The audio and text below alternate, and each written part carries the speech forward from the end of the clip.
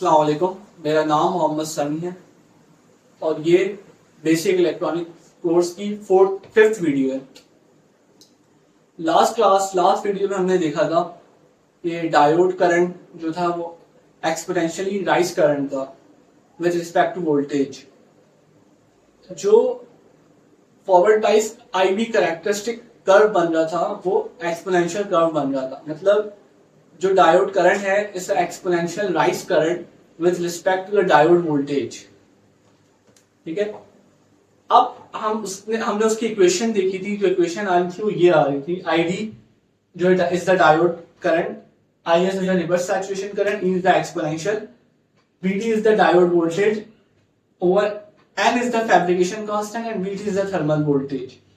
अब using the exponential model हम एक सर्किट सॉल्व करने की कोशिश करेंगे। ये सर्किट मैंने ड्रॉ किया है यहाँ पर। इसमें एक वोल्टेज सोर्स है VDD, एक डायोड वोल्टेज है, एक डायोड है सॉरी, और एक रेजिस्टर है। ID is the diode voltage, diode current sorry, और VD is the diode voltage. अच्छा, एक बात मैं आपको यहाँ बताऊं, एक अगर सीरीज में कंपोनेंट्स लगे हुए हैं ना तो उसका करंट जो होता है वो सेम होता है। जो रेजिस्टर से करंट फ्लो होगा वही डायोड से करंट फ्लो होगा। तो आप डायोड करंट कह लें या रेजिस्टर करंट कह लें, वो both are equal in this circuit.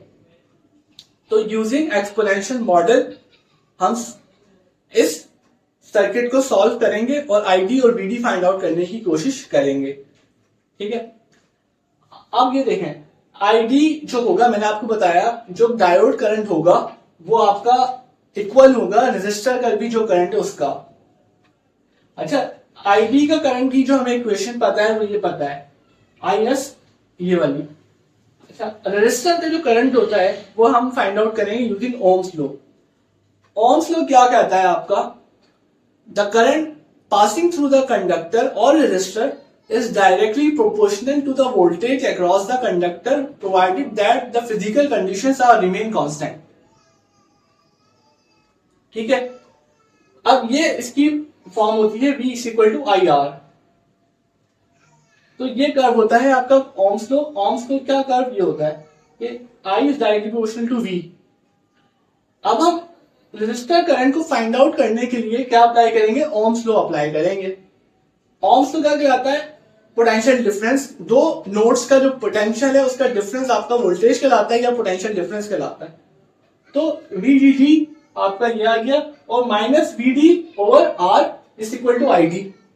ये जो है आपका ओम्स लॉ कहला रहा है। ओम्स लॉ हमने अप्लाई किया है तो ये आपका आंसर आ गया। VDD minus VD is the voltage across the resistor, because एक नोड का पोटेंशियल VDD है और दूसरी नोड का पोटेंशियल VD है और रेजिस्टर कनेक्ट है। तो ये आपका आंसर, ये आपकी एक्सप्रेशन आ जाएगी। अगर हम इसको फर्दर सॉल्व करेंगे तो ये कुछ ऐसी इक्वेशन बन जाएगी और ये एक लाइन इक्वेशन हम इससे कंपेयर भी कर सकते हैं। ये मैंने क्यों किया है मैं आपको बताता हूं। अब हमारे पास इक्वेशन आ गई टू, एक इक्वेशन आ गई I की यूजिंग ओम्स लॉ और एक आ गई एक्सपोनेंशियल मॉडल जो हमारा डायोड करंट है।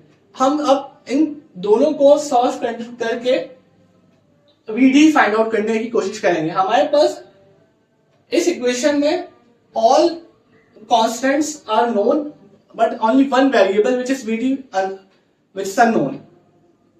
आपको पता है आपका VD सोर्स वोल्टेज आपका 5 है और ये आपका इस नोड का पोटेंशियल भी है।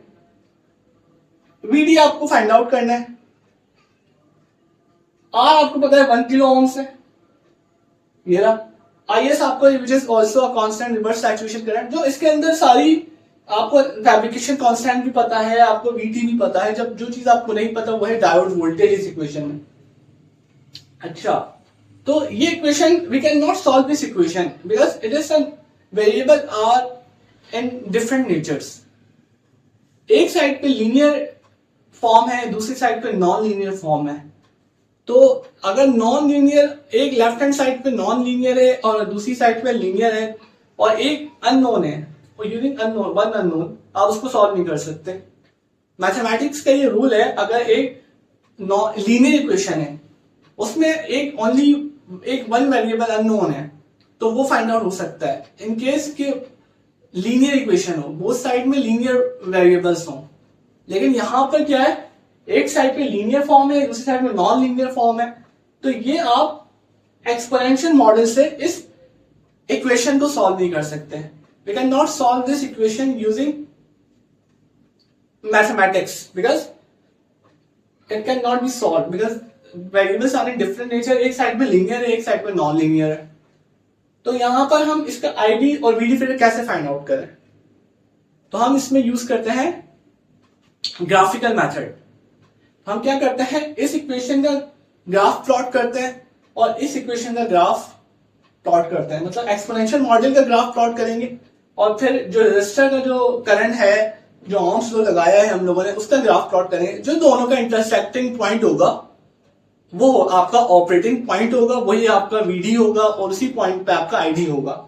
ये जो है, ये आप अगर देखे जाए, ये जो कर्व बना है, तो ये जो ग्राफ है, ये जो कर्व है, ये आपका जो एक्सपोनेंशियल कर्व है, ये आपका क्या है, ये एक्सपोनेंशियल मॉडल है डायोड करंट की वजह से। Diode current is the exponentially rise current, तो ये आपका डायोड करंट आ गया, डायोड करंट। और ये जो इक्वेशन है, ये जो इक्वेशन आई है, ये वाली जो लाइन है, वो इस इक्वेशन की वजह से आई है। इसमें आपने y इंटरसेप्ट और x इंटरसेप्ट फाइंड आउट करना है। जब आप vd, यहां पर x क्या है, vd, तो vd को जब आप 0 करेंगे और फिर आप इसको सॉल्व करेंगे तो आंसर जो आएगा आपका, वो vd को आपने 0 किया, vd ओवर r आंसर आ गया i का। अगर तो ये आपका क्या कहलाएगा, y इंटरसेप्ट। और ये आपका, अगर आप y 0 करेंगे, जो आंसर आएगा vd का, वो आपका क्या कहलाएगा, x इंटरसेप्ट। तो y और x इंटरसेप्ट आपके पास आ गए। तो आपने एक लाइन ड्रॉ की, क्योंकि ये दो पॉइंट्स की ये शॉर्टेस्ट डिस्टेंस है, तो यही लाइन ड्रॉ होगी। तो इनका जो इंटरसेक्टिंग पॉइंट होगा वो आपका id और vd होगा। अच्छा, बिकॉज और ये जो मेथड है, ग्राफिकल मेथड, ये बहुत टाइम कंज्यूमिंग मेथड है। आप पूरा ग्राफ लेंगे, फिर उसके अंदर एक्सिस ड्रॉ करेंगे, फिर आप उसकी प्लॉट, उस फिर एक्सिस की जो कैलिब्रेशन करेंगे और फिर आप उसको प्लॉट करेंगे। हमारी जो सर्किट एनालिसिस होती है, उसमें हमें क्विक और इजी सॉल्यूशंस चाहिए होते हैं। मतलब है ना, सर्किट एनालिसिस, इस सर्किट को एनालाइज करने के लिए हमें पूरे ग्राफ ड्रॉ करने की जरूरत नहीं है। हमें क्विक और कि डायोड करंट जो होता है और जो वोल्टेज होता है, डायोड वोल्टेज, वो आप ग्राफिकल मेथड से फाइंड आउट तो कर सकते हैं, बट हमें जो एक्चुअल जो सर्किट एनालिसिस होती है उसमें वो सभी टाइम कंज्यूमिंग। तो हमें क्या करना है, इस इक्वेशन को सॉल्व करना है किसी तरह। तो हम क्या करते हैं, डिफरेंट मॉडल्स डायोड के ट्राई करते हैं। एक्सपोनेंशियल मॉडल से तो हमें आईडी वीडी फाइंड आउट नहीं हो पा रहा, तो हमें ग्राफिकल मेथड की तरफ जाना पड़ रहा है। तो हम क्या करेंगे, इस इक्वेशन को IS over EVD over NVT को हम मॉडल करेंगे लीनियर फॉर्म के अंदर। ये नॉन लीनियर को लीनियर फॉर्म में मॉडल करने की कोशिश करेंगे, ताकि ये इक्वेशन आपकी लीनियर फॉर्म में आ जाए और हमारा आंसर इजीली आ जाए। अच्छा जी, अच्छा, ये आपको पता है, ये आपका एक्सपोनेंशियल मॉडल है, सही है। इसमें आपके जो 0.65 वोल्टेज अप्रोक्सीमेटली पे आपका करंट बहुत स्टीपर हो रहा है, बहुत हाई वैल्यू पे जा रहा है।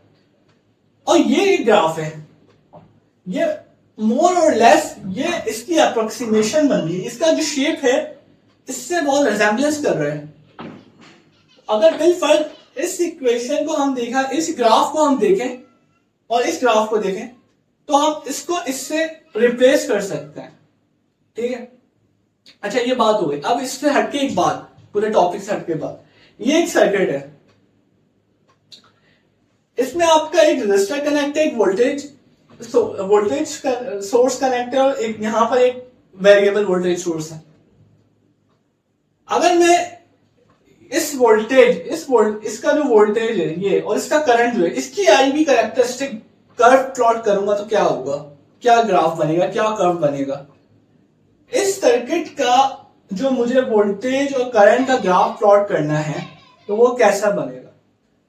हमें यहां रेजिस्टर की वैल्यू पता है 1 किलो ओम्स है, हमें जो वोल्टेज सोर्स है जो हमारी सीरीज में कनेक्ट है उसका 1 वोल्ट है, और ये वेरिएबल है, ये इसकी वैल्यू वेरी करती है 0 से 5 वोल्ट तक वेरी कर सकती है।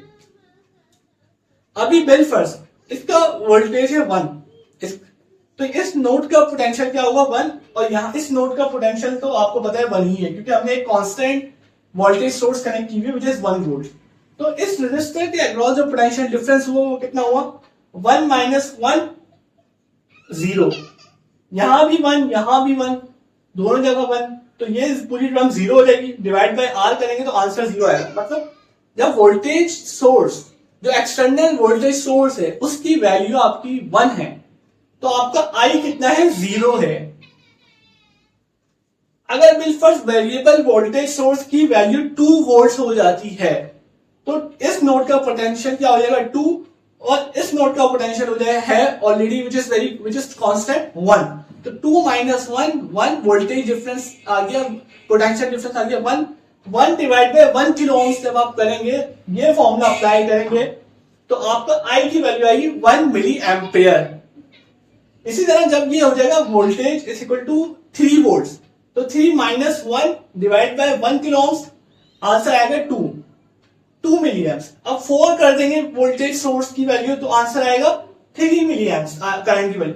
तो अगर आप देखा जाए तो इसका जो वोल्टेज और करंट की जो वैल्यू आ रही है वो इसको इस तरीके से आ रही है, eight voltage 1 I0 voltage 2 I1। अगर हम इसका ग्राफ प्लॉट करें तो वो कुछ ऐसा ग्राफ प्लॉट होगा। यहां पर I की वैल्यू क्या है 0 है, V जब आपका 1 है, जब वोल्टेज 1 आपने दिया तो I की वैल्यू क्या है 0। जब हम इस वैल्यूज को ग्राफ में प्लॉट करेंगे तो ये कुछ ऐसा ग्राफ बनेगा। तो हम ये ग्राफ और ये ग्राफ दोनों आपस में क्या है बिल्कुल इक्वल है। तो आपको पता चल गया भाई ये ग्राफ जो है ये ग्राफ है, तो ये ग्राफ किसका ग्राफ होता है। ऐसा ग्राफ जब भी ड्रॉ होगा तो आपको ध्यान में आएगा ये एक ऐसा सर्किट का ग्राफ है, ऐसी सर्किट की वी आई वी कैरेक्टरिस्टिक है जो ये वोल्टेज और इसका जो करंट वो ये एक सीरीज में रेजिस्टर कनेक्ट कर दो किसी वोल्टेज सोर्स के साथ तो उसका जो ग्राफ बनता है वो ऐसा बनता है। अगर आपने एक सीरीज में एक रेजिस्टर कनेक्ट कर दिया एक कांस्टेंट वोल्टेज सोर्स के साथ, जैसे कि यहां हमने देखा, तो इसका जो ग्राफ बनेगा इसका जो ग्राफ बनेगा इस पूरी ब्रांच का जो ग्राफ बनेगा वो कुछ ऐसा ग्राफ बनेगा, और ये ग्राफ इक्वल है आपस में। तो हम क्या कह सकते हैं कि अगर आपको डायोड को रिप्लेस करना है तो इस मॉडल से, ये पीस वाइज मॉडल कहलाता है, इस मॉडल से तो आपको एक सीरीज में रेजिस्टर और एक कांस्टेंट वोल्टेज सोर्स लगानी पड़ेगी। Diode is change by a resistor connected in series with constant voltage source. तो ये जो आपने इस डायोड को किससे रिप्लेस कर दिया, एक रेजिस्टर और एक कांस्टेंट वोल्टेज सोर्स से रिप्लेस कर दिया, ठीक है। अब हम क्या करेंगे, अब आपने क्या करा, इस वाले मॉडल को यूज करते हुए डायोड को रिप्लेस किया, डायोड को आपने इससे रिप्लेस किया। अच्छा, ये जो आपको यहां पर ये वैल्यू आ रही थी 1 वोल्ट, तो यहां पर क्या थी 1 वोल्टेज सोर्स, अगर ये 0.65 वोल्ट है तो हमें किसकी कांस्टेंट वोल्टेज सोर्स की वैल्यू क्या होगी 0.65 वोल्ट, ठीक है। यहां क्योंकि जहां से वो कर्व राइज कर रहे हैं जिस पॉइंट से, वो वोल्टेज सोर्स की कांस्टेंट वोल्टेज सोर्स की वैल्यू है, ठीक है। ये आपने नोट डाउन किया होगा, क्योंकि यहां से 1 है तो यहां पर अगर 0.65 है तो यहां जो वोल्टेज सोर्स आएगी वो 0.65 आएगी। अच्छा, ये जो रेजिस्टर है इसकी वैल्यू आपकी 20 ओम्स तक होती है, 20-30 ओम्स। जितनी इसकी ज्यादा वैल्यू होगी उतना ग्राफ फ्लैट होगा, जितनी इसकी कम वैल्यू होगी उतना ग्राफ स्टीपर होगा। अगर हमें तो स्टीपर ग्राफ करना है ना, हमें थोड़ा सीधा ग्राफ करना है, एक्सपोनेंशियलाइज करना है, तो इसकी वैल्यू कम ही रखते हैं, 20 ओम 30 ओम इतनी होती है। तो जब हम इस सर्किट में डायोड को मॉडल करेंगे पीस वाइज मॉडलिंग से, पीस वाइज मॉडलिंग क्या होती है, एक रेजिस्टर और एक कांस्टेंट वोल्टेज सोर्स कनेक्ट होती है सीरीज में, तो डायोड इज रिप्लेस्ड और is changed into a resistor connected in series with voltage source। तो हम जब इसको रिप्लेस करेंगे हम फिर फाइंड आउट करेंगे आंसर।